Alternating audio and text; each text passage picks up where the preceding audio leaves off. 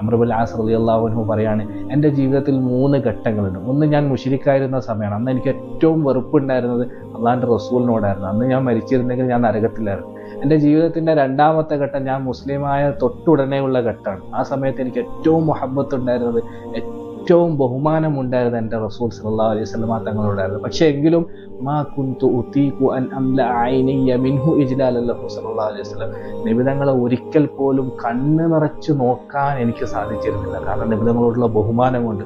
അതുകൊണ്ട് തന്നെ നിങ്ങളിൽ ഒരാൾ എന്നോട് റസൂലുള്ളാഹിനെ പറ്റി വിശേഷിപ്പിക്കാൻ പറഞ്ഞാൽ എനിക്ക് വിശേഷിപ്പിക്കാൻ കഴിയില്ല. കാരണം ഞാൻ ഒരിക്കൽ പോലും റസൂലുള്ളാഹിനെ കണ്ണ് നിറച്ച് നോക്കിയിട്ടില്ലല്ലോ. കാരണം അത്രക്കും ഗാംഭീര്യമായിരുന്നു അള്ളാഹുവിൻ്റെ റസൂൽ സല്ലല്ലാഹു അലൈഹി വസല്ലം തങ്ങളുടെ മുഖത്ത്. ആ സൗന്ദര്യത്തെ മറക്കാൻ വേണ്ടി അള്ളാഹു ഇട്ടതാണ്. പരിശുദ്ധ ഖുർആനിൽ സൂര്യനെ വിശേഷിപ്പിച്ചപ്പോൾ അള്ളാഹു പറഞ്ഞത് സിറാജൻ വഹാജാണ്, സിറാജ്.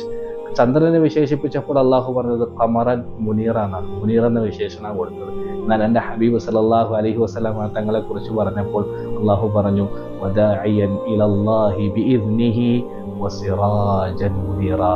സൂര്യൻ്റെ വിശേഷണവും കൊടുത്തു, ചന്ദ്രൻ്റെ വിശേഷണവും കൊടുത്തു. അതായത് ഒരു ഭാഗത്ത് ചന്ദ്രൻ്റെ മനോഹാരിത തിരുവദനത്തിൽ നിറഞ്ഞു നിൽക്കുമ്പോൾ തന്നെ അതേ സമയത്ത് സൂര്യൻ്റെ ഗാംഭീര്യവും ആ മുഖത്തെ ഇങ്ങനെ മൂടി പുതഞ്ഞു നിൽക്കുമായിരുന്നു. അതായിരുന്നു നമ്മുടെ ഹബീബ് സല്ലല്ലാഹു അലൈഹി വസല്ലം.